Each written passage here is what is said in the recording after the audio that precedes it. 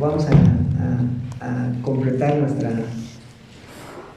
jornada con el cierre y la clausura de esta, presentando la crítica al programa de Voltaire.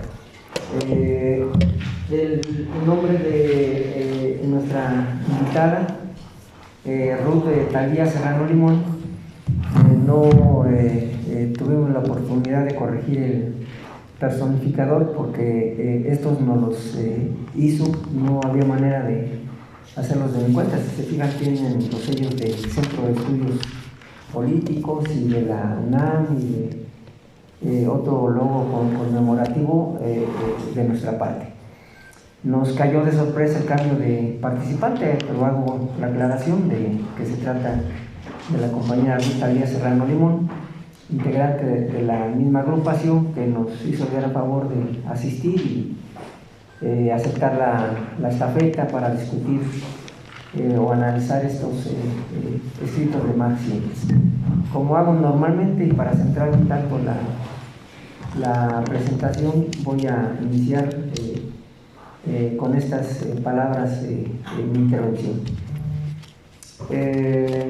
Mediante este evento damos a conocer formalmente a los lectores en general en idioma español la edición del escrito de Carlos Marx, Crítica al programa de Gotha.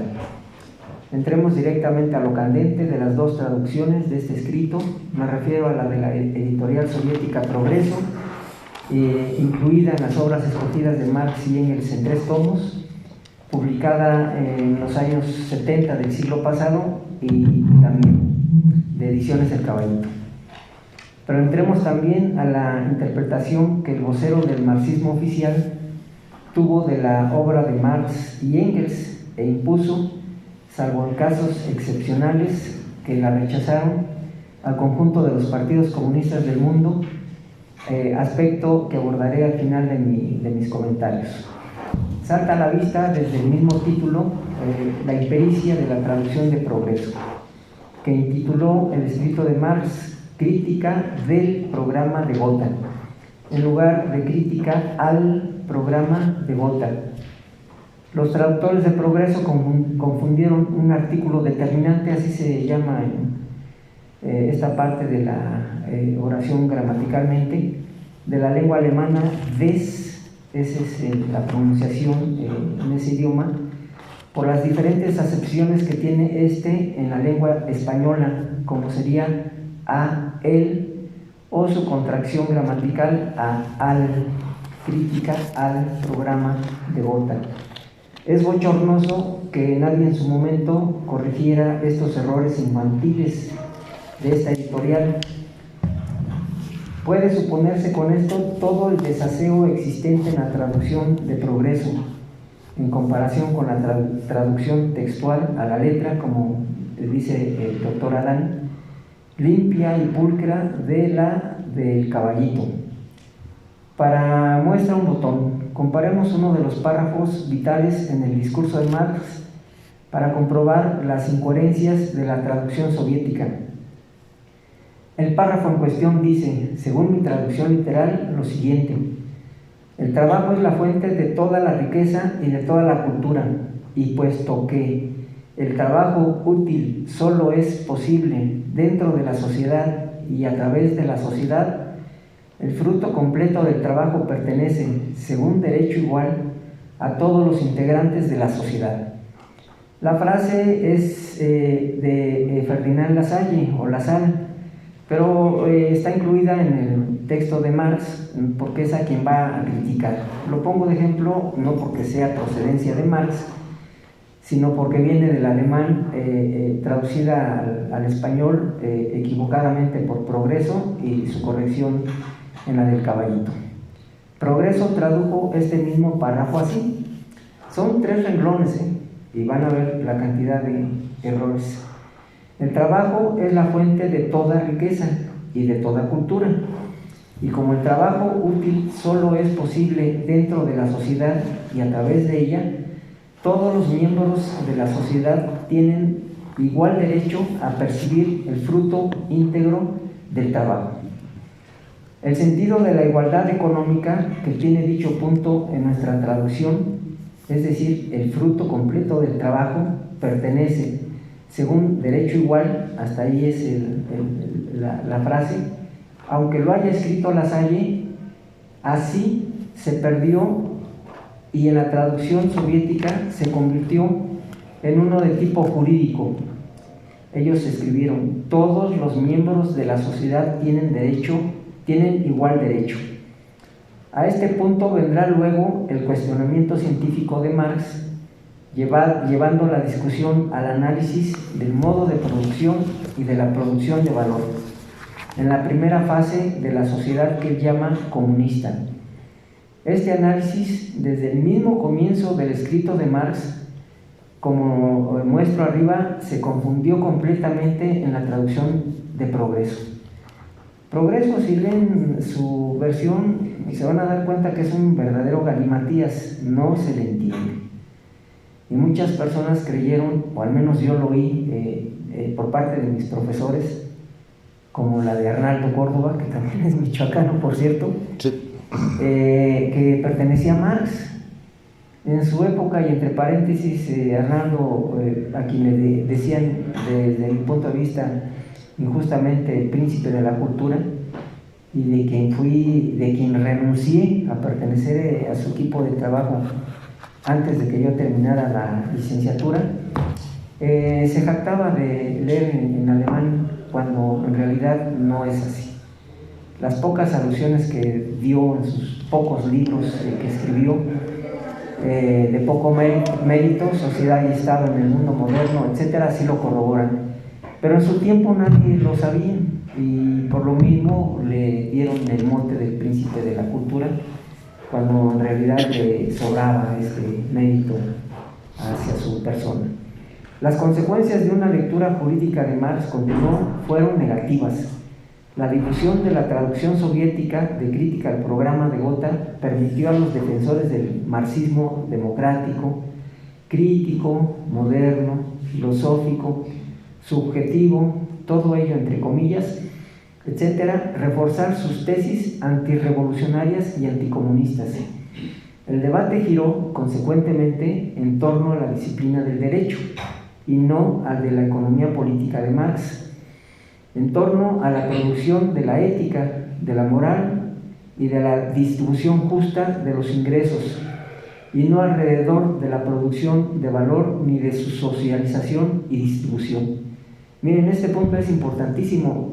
Basta que ustedes le echen un ojo, porque toda esta literatura viene en internet, al socialismo actual inglés. Lean a Alex Callinicos, su debate sobre la igualdad. Y no es que los tiempos hayan cambiado, eso nadie lo discute. Lo que no ha cambiado es la explotación y la producción de valor. Si hay un momento de justicia en la sociedad futura, en la comunista, es sobre este punto. No sobre los cambios subsecuentes, secundarios o de tercer orden que pudieran surgir a partir del paso del tiempo.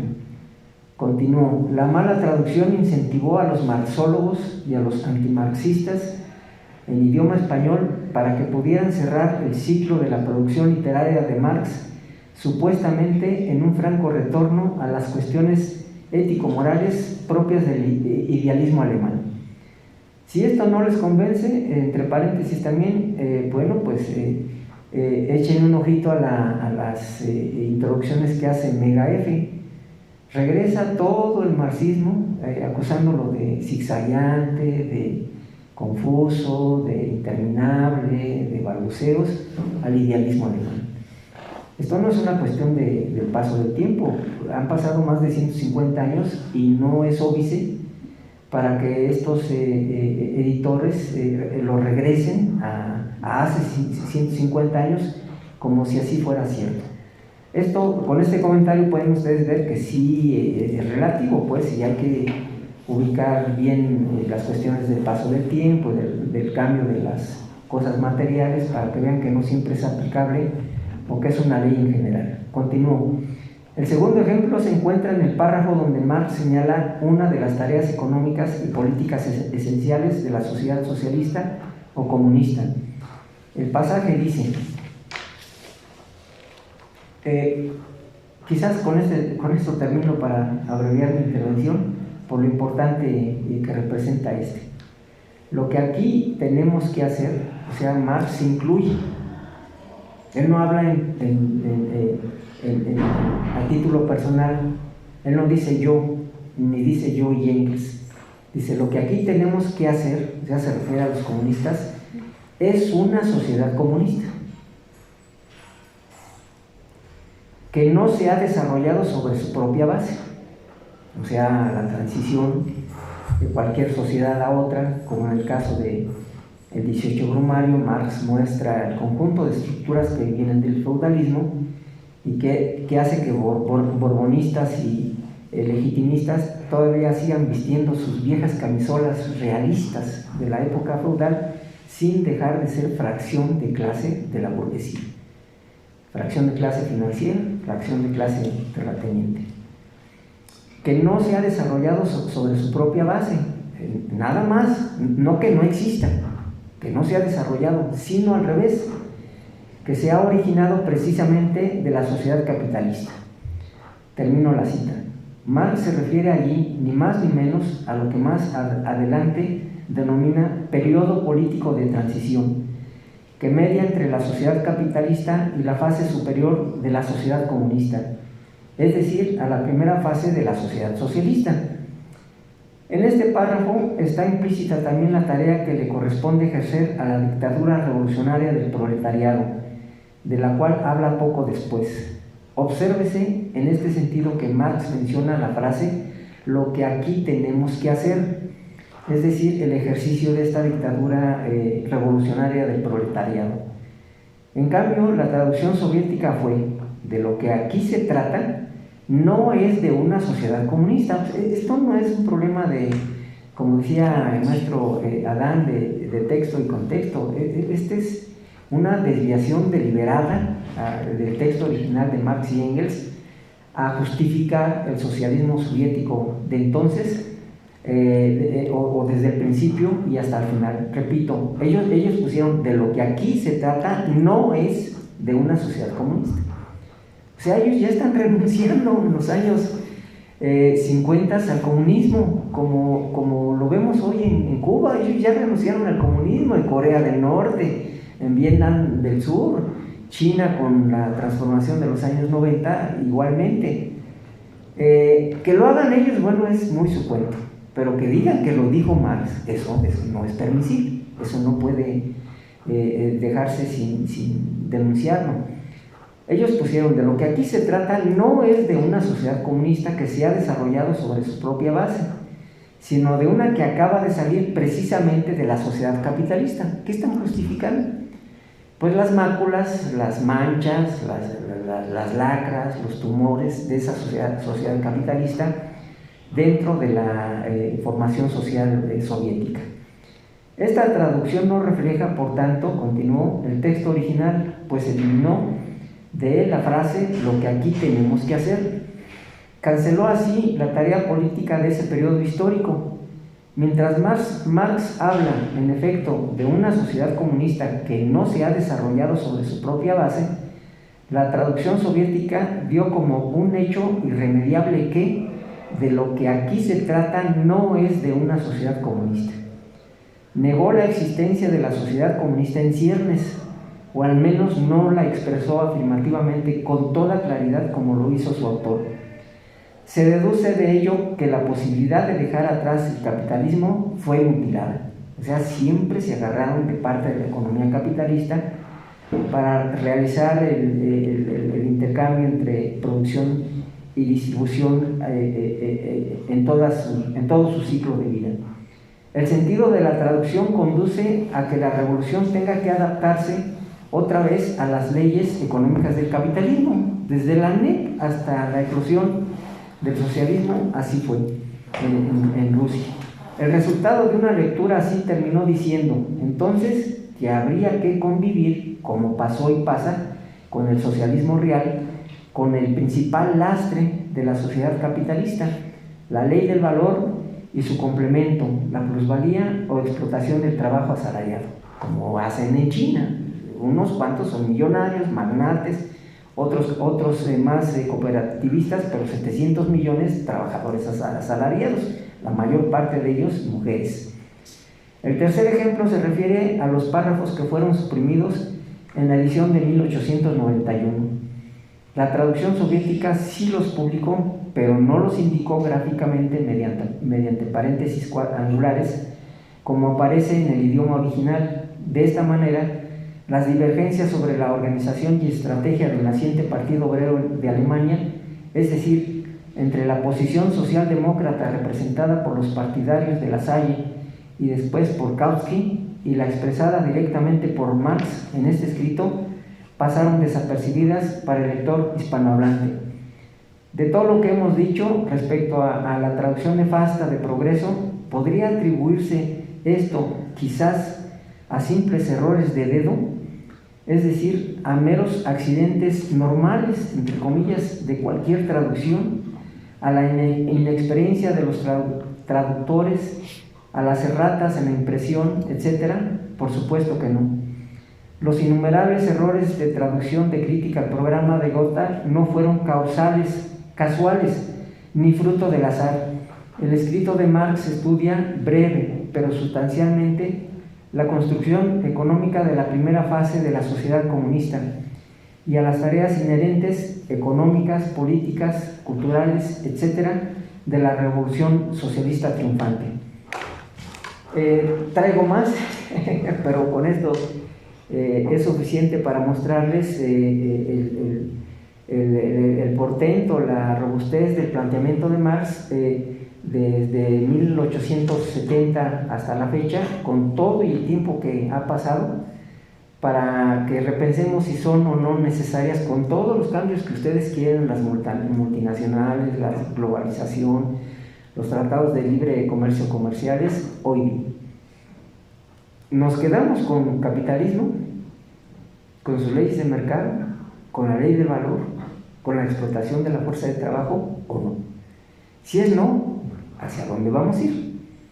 Marx dice contundentemente: primera fase de la sociedad comunista, violación por cierto o transgresión al derecho burgués de la remuneración de la fuerza de trabajo. Y todo esto, ¿quién lo va a garantizar? ¿Un Estado a nombre del proletariado o su mismo Estado? Es decir, la dictadura revolucionaria del proletariado, que no es una figura bélica o militar como muchos creyeron lo era, incluyendo a Trotsky. Lean su prólogo al manifiesto del Partido Comunista y van a ver cómo él interpreta la dictadura del proletariado como una intervención militar para aplastar, literalmente dice aplastar, porque ese prólogo lo escribió en México, a la burguesía. No, la dictadura del proletariado es el ejercicio político para poder construir en el conjunto de las relaciones sociales este nuevo amanecer, esta nueva sociedad, consistente en la recuperación, como decía en la intervención anterior, de todo el plusvalor. Se le puede llamar plusvalía socialista, economía política del socialismo, como hicieron los economistas en Polonia, etcétera. Lo del nombre va y viene, no es muy importante. Lo que importa es el contenido. ¿Qué se va a hacer con ese plusvalor que genere esa sociedad? Además, un plusvalor que tiene que estar en las condiciones de producción vigente en ese momento. O se va a hacer lo de Cuba, o se va a hacer lo de Vietnam. Es decir, se va a tener que importar hasta una olla express, se tiene que importar un refrigerador de los países socialistas porque no se puede construir en Cuba, o la tarea, como más o menos avisora o pergeña Che Guevara, es tener desarrollo industrial en Cuba para que se puedan producir esos insumos dentro y no depender, como también lo dijo repetidamente y sobre todo en su discurso de Argelia, de los llamados hermanos países socialistas. Esa es la alternativa de nuestro tiempo. Queremos repetir los errores del gran debate, como le pusieron equivocadamente a los años 63, 65 en Cuba, donde interviene Ernest Mandel, Che Guevara, Bettelheim y la dirigencia cubana, retomando las categorías económicas de cálculo económico venidas desde la época de Lenin, O sea, no hay un horizonte más allá. Ese horizonte más allá lo traza Crítica al programa de Gotha. Pero estos problemas, la verdad, y no es porque, o no me vayan a interpretar, iba a decir, no es porque yo no reconozca el trabajo de Lenin, pero ni él se detuvo en sus diferentes escritos por muchos motivos, pero no lo hizo, para no atenuar, justificar el hecho suficientemente. Y después de su muerte, pues la rajatabla que hubo con la prohibición de la libertad de prensa, la eliminación de los medios creados por el propio Lenin para que unos y otros se expresaran ahí libremente en torno a la construcción del socialismo, se eliminaron. Y luego vino lo peor, la represión, los castigos, la muerte y las expulsiones. Todo esto tenemos necesariamente que repasar, porque la alternativa que hay es las directrices que da Marx. Y ya vimos con la presentación anterior que no son elucubraciones de un solo autor, sino que fueron retomadas por miles de personas. Oigan ustedes, un meeting que se organiza en Alemania y en Londres en ese entonces, a la que acuden 40, 50 mil personas, no es cualquier cosa. Estamos hablando de un estadio como el de Ciudad Universitaria, que se sumaban a estas propuestas. Eran viables en ese entonces, ¿por qué no ahora? ¿O por qué no ahora siquiera compararlas, cotejarlas con lo que están haciendo hoy y confundiendo a la mayoría de los simpatizantes del marxismo como la única alternativa, el socialismo de mercado? Con esto, pues, para no redundar más, le doy por término mi intervención y le dejo la palabra a los dos compañeros restantes para que digan sus opiniones sobre este punto. Paso pues la palabra a Ruth Talía, que ya no necesita más agradecimiento porque ya lo expresé con anterioridad. Adelante, Ruth. Gracias. Antes de comenzar, quisiera sí resaltar como para mí la importancia que ha tenido y el valor que ha tenido durante estas dos presentaciones desde el día lunes y hoy, el hecho de que en estas mesas hayamos estudiantes, ¿no? Y pues resaltar también que no han habido estudiantes únicamente de la UNAM. Por ejemplo, yo vengo de la Escuela Nacional de Antropología e Historia, en donde hace un rato comentábamos, ¿no? Que también sería una dinámica bastante interesante el poder, pues, replicar esta mesa y esta presentación allá. Y digo que es para mí valioso el hecho de que haya estudiantes y el hecho de que esta presentación se realice aquí en la universidad, puesto que hace un rato comentábamos, ¿no? Que han habido generaciones completas dentro de la universidad, las cuales ni siquiera escucharon, ¿no? Alguna clase sobre marxismo o alguna mesa o alguna presentación también sobre marxismo. Y esto pues claramente tiene una explicación, ¿no? Que ya mencionábamos y que también me gustaría retomar en un momento. Pero bueno, es valioso el hecho de que a partir también de un momento histórico, estas discusiones y las aportaciones de Marx y del marxismo pues vuelvan a ponerse sobre la mesa y que seamos pues estudiantes también quienes estén involucrados dentro de estas discusiones. También resaltar, ¿no? El hecho de que aquí han habido importantes aportaciones de compañeras, tales como la de Nayeli del día lunes, o de Carolina el día de hoy. Y bueno, ahora sí comenzar con este texto de crítica al programa de Gotha. Pues decir primeramente que frente a las derrotas históricas y a las contradicciones en países socialistas, pues se desacredita el marxismo y sus aportaciones. Hace un momento uno de los compañeros nos preguntaba cuál era, o mejor dicho, preguntaba a la mesa cuál era su visión o el por qué el socialismo había no había funcionado, ¿no? en todos estos países. Y es en la segunda mitad del siglo XX cuando el marxismo entra en crisis, con la caída del muro de Berlín, con el fin del bloque soviético, etcétera, que comienza a haber también un descrédito hacia la práctica y a la teoría marxista por la mutilación de los procesos dialécticos y la burocratización de espacios que llevarían al cambio.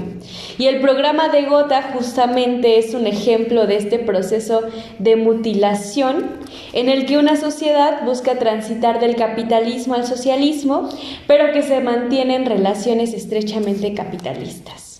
Y la fuerte crítica al programa de Gotha escrito por Marx nos lleva a entender un poco que estos grandes fracasos del modelo socialista en estos países pues no deberían asociarse a lo propuesto por Marx, no, sino que por el contrario él realiza estas críticas. Y lo mismo entender que el análisis marxista nos permite pues hacer un estudio de la realidad concreta, ¿no? Hace un rato ya lo comentábamos con todos estos conceptos que deberían ser repensados y ser analizados pues desde una mirada crítica. Y en ese sentido podríamos preguntarnos si Marx ha desaparecido de nuestro horizonte de pensamiento. Y la respuesta es que no, y que no debería. Y ejemplo de ello es el texto y la traducción que hoy se está presentando, y no solamente este texto, sino todos los textos y las traducciones que se han estado presentando desde el día lunes. La cual, como ya lo hemos dicho también en reiterados momentos, pues no es un texto más que añadir a la lista de traducciones, ¿no? Esta traducción textual al español, como ya lo comentábamos y ya lo sabemos, pues se aleja de la traducción soviética, que nos dice el doctor David, que incluso la considera anticuada y riesgosa. Esto porque la estructura gramatical fue cambiada por negligencia, pues transformando su sentido original. Y aquí traía una cita que hace un momento el compañero David también hacía, pero que sí quisiera volver a traerla aquí a la mesa para hacer énfasis en esto que él dice, que la difusión de la traducción soviética de crítica al programa de Gotha permitió a los defensores del marxismo democrático, crítico, moderno, filosófico, subjetivo, etc., reforzar sus tesis antirrevolucionarias y anticomunistas. La mala traducción incentivó a los marxólogos y a los antimarxistas en idioma español para que pudieran cerrar el ciclo de la producción literaria de Marx, supuestamente hacia un fracaso, hacia un franco retorno de las cuestiones ético-morales propias del idealismo alemán. Y hace un momento ya veíamos, ¿no?, un poco como el recorrido histórico que ha tenido el marxismo, su crisis y de pronto nuevamente su regreso al diálogo, pero justamente debido a todas estas cuestiones es que entra en crisis, y cuando entra en crisis el marxismo desaparece y lo propuesto por Marx desaparece de las universidades, ¿no?, de los centros de estudio y también de las reflexiones que se realizan, ¿no?, en mesas de diálogo, en eventos en los que se reflexiona acerca de la sociedad. Lo que propone Marx desaparece, ¿no? Y también lo decía, y porque es mi entorno un poco más cercano, dentro de las universidades, ¿no? Ya decíamos que con generaciones completas que no conocieron y que no escucharon nada acerca del marxismo, y además creciendo con una idea bastante distorsionada, ¿no?, de estos aportes. Y es por eso la pertinencia de esta traducción y la relectura de este texto, pues nos ayuda, como dice nuestro compañero David, que es el traductor, pues a contextualizar las tareas históricas que aguardan al proletariado en su lucha por terminar con la esclavitud capitalista y sus facetas económica y política. La crítica al programa de Gotha fue escrita en 1875 y este programa político fue aprobado entre el 22 y el 27 de mayo de 1875 en la ciudad alemana de Gotha, en el que se fusiona la Lasallana Unión General de Obreros Alemanes y el Partido Obrero Socialdemócrata Alemán para dar nacimiento al Partido Socialista Obrero Alemán.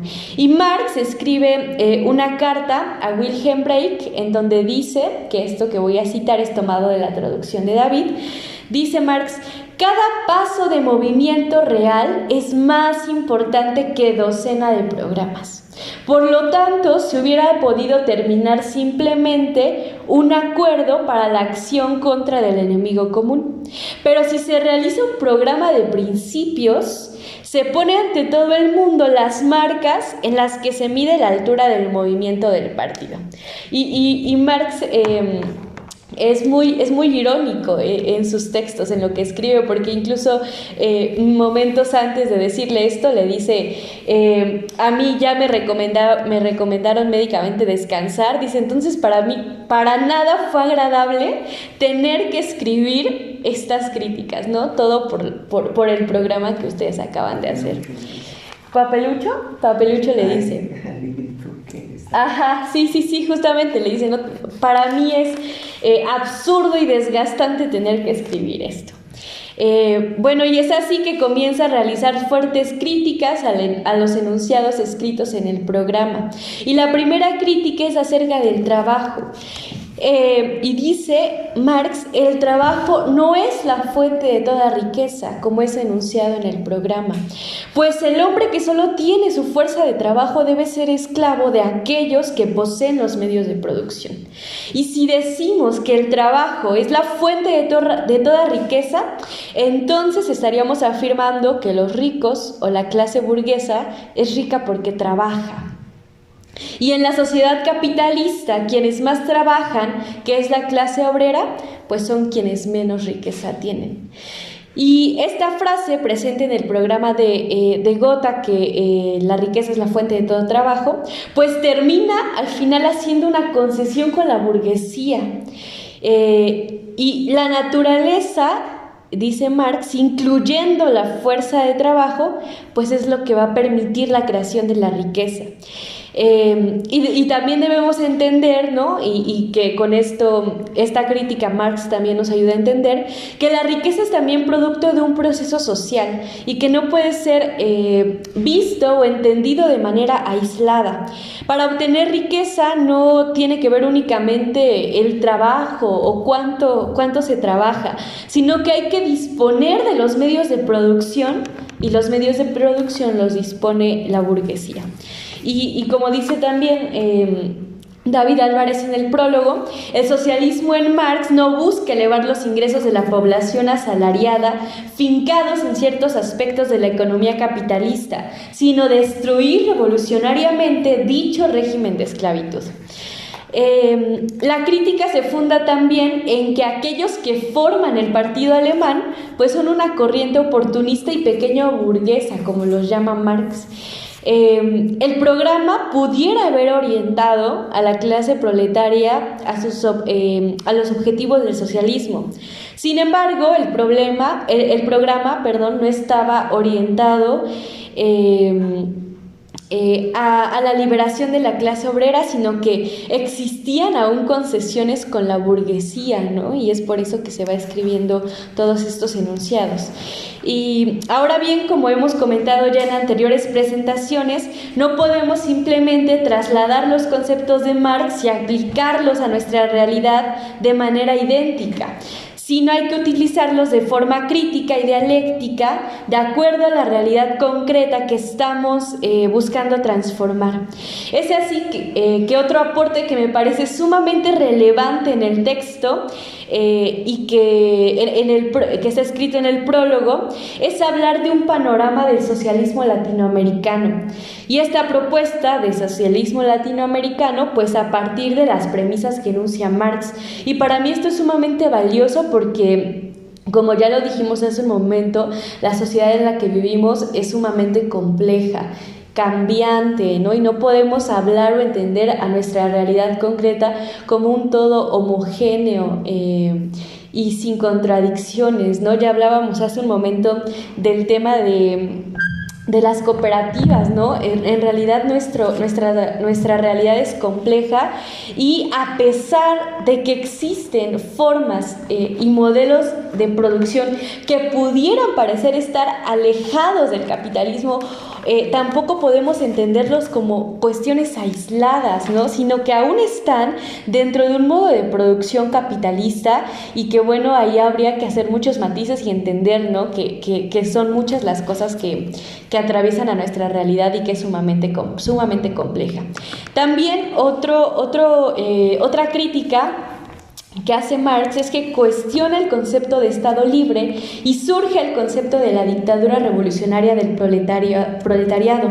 Este periodo de transformación revolucionaria entre el capitalismo y el socialismo debe tener claro lo que se busca y lo que debe transformar. En primer momento, la existencia de una revolución campesino-proletaria. No confundir la producción de valor capitalista con la producción de valor socialista. De esta forma se seguirían manteniendo relaciones con la burguesía y se seguiría en la línea del capitalismo. Como lo dice el compañero David en el prólogo, el valor estriba en comenzar a construir la base económica para la producción de valor social de nuevo tipo, y más aún, diría Marx, después de los dolores de parto que es la revolución, para llegar a ese momento de transición. Marx critica también que se haga una reducción del socialismo a una forma de distribución, cuando en realidad se plantea la transformación integral desde la producción hasta la distribución, sin que ocurra un proceso de explotación. En ese sentido, no podríamos reducir al socialismo a una forma de distribución. Es como decir que el tener las necesidades cubiertas, como la casa o alimentos, sería estar ya en el socialismo. La distribución, entonces, no sería lo que garantice la transformación profunda de la sociedad. Los modos de producción que están en manos de la burguesía es lo que debería cambiar. En el socialismo se genera una nueva producción a partir de la toma de los medios de producción, en donde se produce para satisfacer las necesidades de la mayoría. Y otro concepto que critica Marx y que va ligado a esto que les comento es sobre el fruto íntegro del trabajo y el reparto equitativo, que en el programa dice que los trabajadores deberían gozar de este fruto íntegro del trabajo, ¿no? Y para hacer esta crítica, Marx es también bastante chistoso al criticarlo, ¿no? Porque dice que en el socialismo no se podrían descuidar temas como la educación o la salud, y es así que Marx comienza a preguntar, ¿no? ¿Qué es el trabajo? ¿Qué es el reparto equitativo? ¿No afirman los capitalistas que nos encontramos en un reparto equitativo? Y este reparto en el capitalismo pues no existe. En el socialismo, el trabajo obrero se da también en una planeación más amplia de toda la sociedad para satisfacer todas las necesidades de la población. Y es así que dice Marx, ¿acaso estos trabajadores trabajarían para sí mismos? ¿Qué pasa con el resto de la población y con esta planificación social más amplia? Y en cuanto a la concepción revolucionaria de Estado que propone Marx, también se pregunta quiénes son los que transforman a la sociedad. En el programa se afirma que el Estado puede construir una nueva sociedad, dejando de lado que es la clase trabajadora la que genera el cambio. Y quisiera finalizar con la frase que mencionaba hace un momento, que este texto y esta traducción nos permiten dar continuidad a las tareas históricas que aguardan al proletariado en su lucha por terminar con la esclavitud capitalista y sus facetas económica y política, que esto es algo que nos dice en el prólogo el compañero David. Y de no confundir políticas reformistas con un cambio profundo en la sociedad para satisfacer las necesidades de toda la población. Este reparto equitativo del capitalismo en el que se le da más a quien más tiene riqueza, pues no funciona. Y en ese sentido es necesaria una revolución campesino-proletaria con sus aliados, como también se comenta en el prólogo y como también lo dice Marx. Gracias.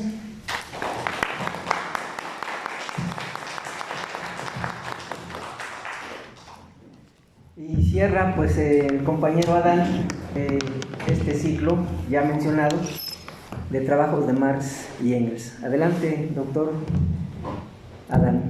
Muchísimas gracias. Hace rato tuve tratando de reformalizar un poco este asunto. Buenas tardes. La vez pasada fue todo muy interrumpido, ¿no? Tuve la oportunidad de agradecer hace un rato a Jorge Velázquez y ahora también quiero agradecer la absoluta disponibilidad del doctor David Álvarez Saldaña para poder estar aquí presente de una manera que en algún momento tendríamos que analizar si me invitaste o me autoinvité, pero eso lo dirimimos después también. Y por supuesto agradecer la hospitalidad de la Facultad de Ciencias Políticas y Sociales de la UNAM por servir de anfitriones. Bajo un sello editorial de larga prosapia en las ciencias sociales mexicanas, tenemos ante la vista una nueva traducción directa del alemán de las glosas de Marx conocidas como Crítica al programa de Gotha, realizada por el doctor David Álvarez. Hemos hablado ya de una parte, de algunas cosas rápidas sobre la traducción, que se debe entender por interpretativo, por literal, y los márgenes en los que se juega una traducción. No me voy a repetir, yo sé que soy el último obstáculo entre ustedes y la comida, y no pienso servir demasiado de obstáculo, pero sí quisiera, en relación con lo que mencioné hace un rato, estaban ustedes presentes, sí quisiera agregar que uno de los problemas del abuso de la traducción y del despegue, del desasirse del texto y, por decirlo de una manera coloquial, empezar a ponerle de tu cosecha como traductor, es que es un acto de usurpación. Estás suplantando la voz del autor, ¿no? No estás dejando que el autor diga lo que estaba diciendo, sino que se empieza a escuchar tu voz por encima de la de él, y esto me parece a mí no solo técnicamente impropio, sino éticamente inaceptable, ¿no? Debe uno tener esa responsabilidad de la palabra. Se dice siempre, ya es un lugar común decir esta de traduttore traditore, ¿no? Traductor traidor. Bueno, sí, eso se dice muy seguido, pero también deberíamos recordar a Borges cuando decía que hay traductores que mejoran la obra, ¿no? Una buena labor de traducción, aunque desgraciadamente cada vez más se ve como parte de los trabajos menores de los hombres de letras, así llamados. Es uno de los trabajos indispensables para acercar la obra al público. Solemos ver desde arriba al que escribe la reseña, al que escribe la cuarta de forros, ¿no? al traductor, pero no nos ponemos a pensar que sin su trabajo habría un 10% en realidad de lo que tenemos, y son ellos los que nos sirven la mesa, para decirlo de esta manera, para poder tener acceso a las obras.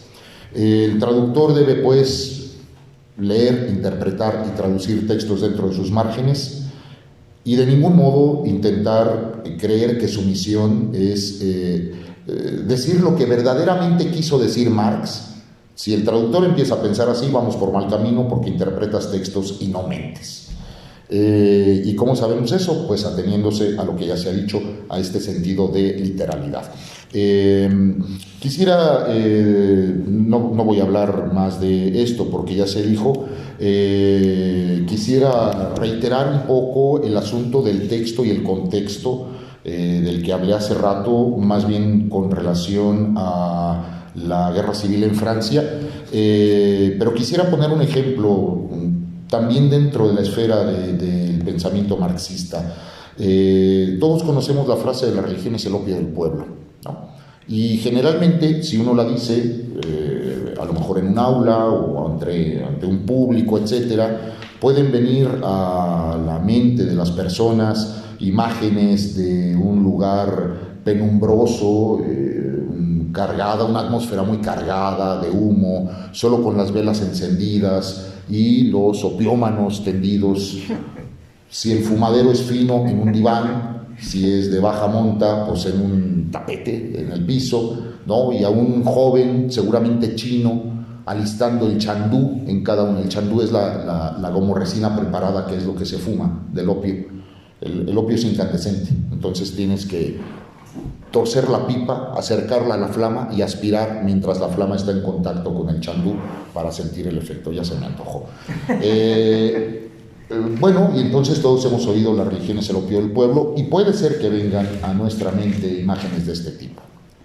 Pues les tengo noticias. A mediados del siglo XIX el opio no se fumaba, se comía o se bebía. Lo dice Thomas de Quincey, el mismo al que critica Marx en El Capital, pero no en su obra económica, sino en un diario que se llama Memorias de un comedor de opio. Menciona cómo los obreros ingleses vivían en tal condición de miseria que ni siquiera les alcanzaba para comprar más alcohol, y una tableta de opio era más barata en la botica. Entonces, saliendo de las 12, 14 horas de trabajo, iban a comprarse una tableta de opio. Pero el opio también lo encontrábamos en las clases medias y altas como parte del botiquín de la casa, en forma de láudano, una dilución de opio en alcohol junto con algunas otras hierbas de olor que se utilizaba para lo que quisieran, desde el dolor de estómago hasta lo que fuera. Cuando uno pone en contexto las frases, e insisto en lo que dije hace rato, el traductor no solo nos acerca letras, nos tiene que acercar estas ideas, incluso a veces estas connotaciones ambientales como parte del contexto, cuando lo hace bien, ¿no? ¿Qué quiere decir esto? Que el opio no es, para lo que dice Marx en relación con la religión, exactamente un alucinógeno. Es más bien un lenitivo, un nepente, decían los griegos, un olvidante. Me sirve para olvidar las miserias del mundo. No, solo borracho dormido se me olvida lo jodido. Bueno, pues el equivalente de la época de esto que estoy diciendo era el opio. Pero además está diciendo otra cosa. Es algo que está absolutamente al alcance de la mano. Cualquiera puede tomar una dosis de religión, como toma la de opio, y te va a dormir, te va a narcotizar. Y todavía hay algo más. Resulta que los efectos del opio fumado son muy diferentes a los del opio comido o bebido. Si les gustan las novelas de detectives, alerta de spoiler. Si les gustan las novelas de detectives y conocen aquella de Wilkie Collins, de La piedra lunar, verán cómo las personas bajo el efecto del consumo repetido de láudano entran en un estado de sonambulismo en el que pueden estar actuando sin darse cuenta de lo que hacen. Conexión directa con aquella frase del Capital. No lo saben, pero lo hacen. Ese es la religión como opio del pueblo. No es lo alucinante, no es el sueño verde, es esta otra forma que tienes que poner en contexto y saber cómo operaba históricamente el asunto. Si eso se quita de las traducciones porque hay intromisiones o intervenciones indebidas de la persona que está transliterando una cosa a la otra, pues se imaginarán ustedes las consecuencias. Bueno, muchas veces también las traducciones pueden incurrir en el vicio de la retroyección, de atribuirle un sentido contemporáneo, como el del fumadero de opio, a situaciones pasadas en las cuales no existía. Y esto, aunque se haga inconscientemente, aunque esté hecho de buena fe, con la mejor intención, son cosas que tienen que observarse siempre en las traducciones. Sin querer extenderme más en esta parte, sobre el trabajo de la traducción hasta donde mis conocimientos alcanzan, sí tengo que decir que la traducción de David es una traducción literal, tal como lo hemos mencionado aquí, prolija, ¿no? Minuciosa, plena, porque está tratando de que no haya ninguna pérdida de sentido de lo que se dice en la traducción, y tan exacta como sea humanamente posible hacerla. Es una excelente traducción. Eso ya haría valioso de por sí un texto como la crítica al programa de Gotha. Pero creo que hay más. Y esta es la parte que a mí me interesaría enfatizar, aunque la diga muy rápido. No se trata de una obra aislada, no se trata de haber traducido X cantidad de páginas. ¿Cuántas son? 78, 70 y pico de páginas. No son 75 páginas, es el proyecto, más los libros que faltan aquí, que me estaba comentando David hace un momento, más los que estén por publicarse. No, es todo un proyecto. Y es un proyecto que no está desligado de su realidad histórico-social. Es un proyecto que se inserta en ciertas coordenadas geográficas y epocales de la mayor importancia, que tienen que ver con dos cosas. Una, ¿qué Marx hemos leído? Y dos, como dice Horacio Tarcus, precisamente en la introducción de un libro que andaba por ahí merodeando de la antología del siglo XXI de obras de Marx, como se pregunta Horacio Tarcus en la introducción, ¿cómo leer a Marx en el siglo XXI? Obviamente no esperamos que una traducción nos dé respuestas a estas dos grandes preguntas, pero sí que apunta y sobre todo que abona a la discusión para poder plantearlas y responderlas. ¿Qué Marx hemos leído? ¿Y cómo debemos leer a Marx en el siglo XXI? Voy a mencionar rápidamente los tres ejes que les decía para no consumir más tiempo. Un primer eje tiene que ver con lo que podemos llamar el nuevo ascenso del marxismo después del reflujo de la caída del muro de Berlín. Sin duda, sobre todo quizá en la última década y media, un poco más, después de las crisis financieras del 2008-2009, el marxismo, una vez más, ha demostrado ser el mejor modelo explicativo y crítico de la sociedad contemporánea y además ser una palanca de su transformación. Se dudó durante 15-20 años, pero en las últimas décadas ha vuelto a colocar el lugar que justamente le correspondía. Pero para ello es cierto que hubo que recolocar el pensamiento marxista frente a las nuevas realidades y frente a sí mismo, y tuvo que hacer incluso una labor autocrítica. La caída del muro de Berlín, que muchos compañeros, camaradas, etcétera, vieron como un símbolo de un apocalíptico, de una terrible desgracia, en realidad nos dio la posibilidad de pensar sin dogmas, sin ataduras geoestratégicas, en donde tenías que medir lo que decías porque es que no sé si eso le conviene a Cuba, y sin tener el comité central metido en la cabeza. Esto generó una pluralidad impresionante de vertientes del marxismo, aparte de las existentes, una necesaria pluralidad de interpretaciones asociada con una forma de leer cuyo hito yo remontaría a aquel memorándum, le dice Eric Hobsbawm, una especie de carta circular a quienes fueron los colaboradores de la, a mi juicio, mejor historia del marxismo que podemos encontrar, que es la que dirigió, coordinó Eric Hobsbawm, y que solo se encuentra en sus versiones completas en italiano, no recuerdo ahorita la editorial italiana, y en Nova Terra en portugués. Ni la versión inglesa ni la versión española son completas. Desconozco si hay una versión francesa. Las dos únicas completas que conozco son la italiana y la portuguesa de Brasil. Ok, ese es un eje. Situémonos entonces en esta parte de qué le pasa al marxismo y qué hace el marxismo con sí mismo después de la caída del muro de Berlín. Segundo eje, que ya esbocé en algún momento pasado, hace un rato, las nuevas condiciones materiales de producción intelectual y que implican un cambio generacional. Bueno, ya no voy a utilizar la frase de no hay marxistas universitarios de 40 años, mejor les cuento el chiste de que cuando yo era estudiante, los buenos estudiantes de ciencias sociales creían que Sexto Empírico eran los cuadernos azules que había usado Marx para escribir el Sexto Inédito. Hoy en día los buenos estudiantes de filosofía creen que el Sexto Inédito es el hermano nonato de Sexto Empírico. O sea, no hemos entendido nada, seguimos como en esta brecha.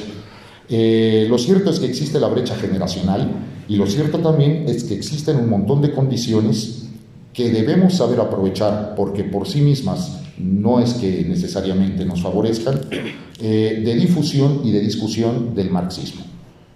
Blogs, páginas web, redes sociales, posibilidad de entablar grupos de otra manera.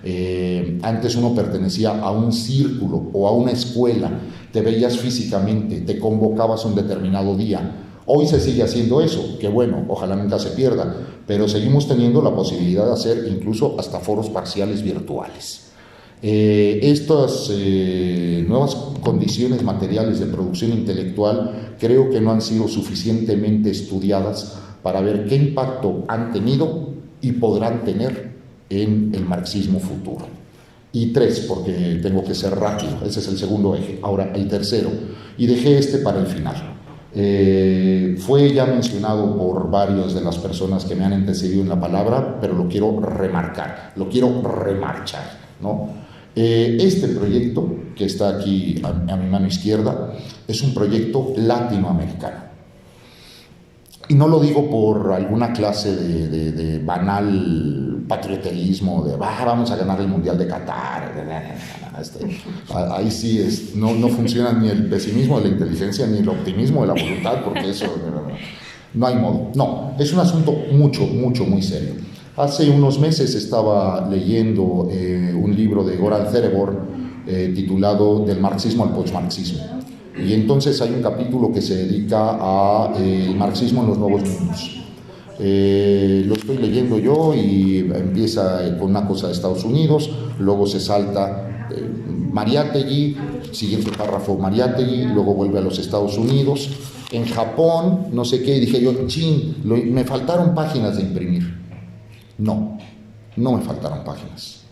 En un libro de casi 200 páginas, Goran Cerebor le dedica 2 párrafos al marxismo latinoamericano y 4 al de Estados Unidos.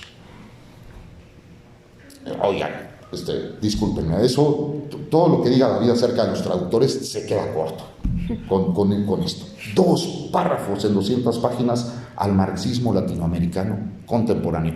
El único autor que menciona es Mariátegui. Digo, resulta que entre camaradas tenemos que estar luchando contra el eurocentrismo, que es terrible porque no nos deja pensar. Me atrevo a afirmar que hoy en día América es la capital no reconocida de la reflexión y del pensamiento marxista. E incluso podría extenderlo a decir toda América, porque hay que considerar los aportes de los marxistas norteamericanos, algunos muy valiosos. ¿Por qué lo digo? Porque es demostrable que nosotros sí hemos sido capaces de vernos a nosotros mismos, de generar una teoría situada que tenga que ver con nuestras realidades, con todos los defectos que ustedes quieran, pero ha habido esos intentos, pero además hemos sido capaces de ver y adoptar a los otros. Nosotros sí somos los que leemos alemán, ¿no? Los que leemos francés, los que leemos inglés. Goran Cerebor no lee español ni portugués. No sabe lo que está pasando, no se entera de lo que pasa, no ve las noticias en español de lo que está pasando en América Latina o en portugués de lo que pasa en Brasil.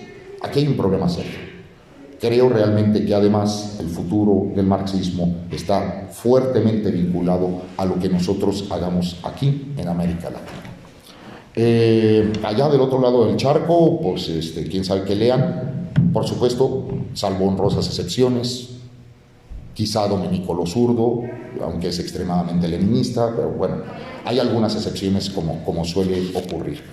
El próximo año es casi el centenario de la aparición del llamado marxismo occidental. En 1923 ocurrieron muchas cosas. Se funda el Instituto de Investigaciones Sociales de Frankfurt, aparece Historia y Conciencia de Clase de Lukács, Marxismo y Filosofía de Karl Korsch, etc.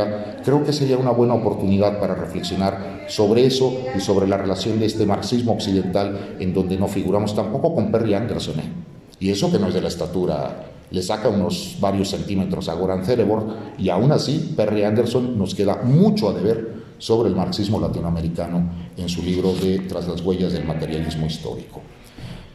Y esto quiero hacer una muy breve reflexión, porque en este afán un poco a lo que decía Alfonso Reyes, de que hay que ser generosamente universales para ser provechosamente nacionales, se pregunta uno en este contexto, ¿y qué es la izquierda europea? Nada. Salvo las honrosas excepciones, nada, no existe. Se abandonó completamente, cayó completamente a estar metida en discusiones fútiles sobre políticas de identidad. y desapareció y despreció todo lo que había sido la agenda social de la izquierda en general. No estoy hablando solo del comunismo, de la izquierda en general. No aparecen, lean ustedes la prensa, ante los problemas incluso de la guerra entre Rusia y Ucrania, no aparece una discusión sobre la democracia desde abajo, sobre la justicia social, sobre el feminismo del 99%, no está de ningún lado. La izquierda europea, si la de aquí duele, la de allá pues desapareció. Entonces, no temo afirmar tampoco que el proyecto encabezado por David es efecto de la convergencia de estos tres ejes mencionados, pero al mismo tiempo que ejerce un efecto recursivo potencializándolos. Es tarea nuestra conservar y acrecentar esa potencia. Tenía algunas notas sobre el contenido específico de la crítica al programa de Gotha, pero creo que lo que ha comentado David y lo que está en el prólogo y lo que ha comentado la compañera. ¿Estudias antropología en la ENA? Sí. Colega. Soy antropólogo. Lo que ha dicho es suficiente, es decir, habría que repasar, si no ya casi tópicos, lo que se dice sobre el Estado, la democracia, el periodo de transición a la sociedad comunista, la distribución desde la propiedad y del fruto del trabajo, la justicia, etc. Entonces no lo voy a hacer. Solo quiero terminar esta parte y hacer una postdata, una pequeña postdata, diciendo que casualmente, mientras estaba revisando yo la traducción del texto de David, me encomendaron realizar el dictamen de un libro en la Universidad Michoacana de San Nicolás de Hidalgo, y resulta que el libro, casualmente, trata sobre riqueza, trabajo y educación, una perspectiva marxista, y hay unas páginas en donde se mete con el asunto de la crítica del programa de Gotha. Lo dije adrede así, la crítica del programa de Gotha. Y adivinen qué cosa dictaminé. Dije, pues mira, tengo una traducción en donde deberías basarte para entender mejor precisamente uno de los asuntos que casi nunca se menciona, la cuestión de la educación del pueblo. Ese es el valor general y el significado cuando lo ponemos en todo el ámbito, y el significado particular que casualmente ha tenido ya de una manera concreta. Quisiera agregar un par de cosas porque se ha dicho aquí, viene al caso. Yo creo que la validez del marxismo no se mide por el triunfo de la Revolución de Octubre, porque si ese fuera el caso, entonces tendríamos que pensar que la desaparición de la Unión Soviética es la medida del fracaso.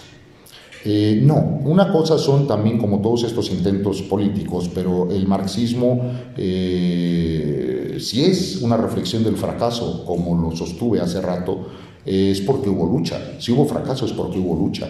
Y la vigencia del marxismo se debe medir entonces no tanto por el puro resultado logrado, discutible además si estaba dentro del marxismo o no, sino por su potencial de transformación. Y en ese sentido nosotros tenemos que estarnos examinando siempre a nosotros mismos. Nuevamente, por coincidencia, las menciones que ha estado haciendo David, por ejemplo, acerca de Lenin, convergen, coinciden con algunas otras de lo que yo me he atrevido a llamar marxismo post-leninista, porque me parece que la revisión de ese tipo de asuntos de Lenin son necesarias en este momento para el marxismo, realmente empezando por tener bien claro qué Marx leyó Lenin, ¿no? ¿Qué Marx, incluso en qué idiomas, con acceso a qué obras? En alemán. Sí, lo leía en alemán, pero ¿a qué obras tuvo acceso? No, no a todas. No a todas. ¿Y en qué momento? Es una paradoja, no quiero yo parecer el aguafiestas de esto, que en realidad deberíamos nosotros verlo como una fiesta del pensamiento, pero soy un convencido de que la revolución será mundial y permanente o no será. Pero la paradoja de la historia es que no puedes empezar una revolución mundial en todo el mundo al mismo tiempo. Y siempre vamos a estar jugando, probablemente durante décadas, con esta tensión entre los inicios, las iskras, las chispas de las revoluciones que se dan en un determinado contexto de Estado nacional y la posible extensión como una revolución mundial que sea ya no el anuncio, sino la realización de una nueva era. Felicito a David y al equipo de colaboradores y creo que es motivo de que nos congratulemos todos, porque ahora podemos contar con una traducción más nítida, de contornos más definidos, congruente, rigurosa, de un texto que es parte de esa teoría desarrollada por Carlos Marx y Federico Engels, que dedicaron su vida a una obra grandiosa para una grandiosa causa, la emancipación de la humanidad. Gracias. Muchas gracias.